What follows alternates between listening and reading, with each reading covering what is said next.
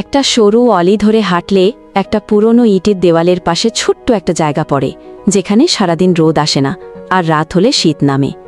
ওখানেই থাকত হুইস্কার্স, একটা ছোট পাতলা ধূসর রঙের বিড়াল ছানা। বাকি সব বিড়াল ছিল অনেক বড়, অনেক সাহসী। তারা উঁচু দেওয়ালে উঠে খেলা করত, পাখি তাড়াত, আর যখন ইচ্ছে হতো ছুটে যেত আশেপাশের ছাদে। কিন্তু হুইস্কার্স, সে ছিল একা, চুপচাপ, কিন্তু চোখে ছিল একরাশ স্বপ্ন। সে প্রতিদিন দেখত ওই উঁচু দেওয়ালের ওপরে বসে পাখিরা গান গায়, নরম রোদে ডানা মেলে। হুইস্কার্সের মনটা উড়তে চাইত, কিন্তু শরীরটা জানত সে ছোট। একদিন সে সিদ্ধান্ত নিল, আমি উঠব, আমি ওখানে যাব। সে ছুটে গিয়ে লাফ দিল দেওয়ালের দিকে, কিন্তু পৌঁছাতে পারল না। দেওয়ালের আধে কোণা। সে পড়ে গেল নিচে, গায়ে ধুলো মাখল, পেছনে বিড়ালগুলো হাসল।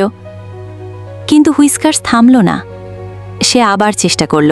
পরদিন আবার লাফ দিল, আবার পড়ল।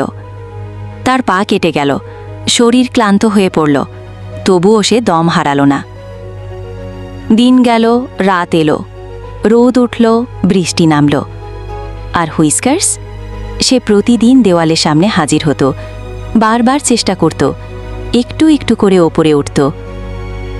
এক ভোরে যখন আকাশে আলো ফুটছিল, হুইস্কার্স আবার লাফ দিল, এইবার আগের সব চেষ্টার শক্তি নিয়ে, সাহস নিয়ে।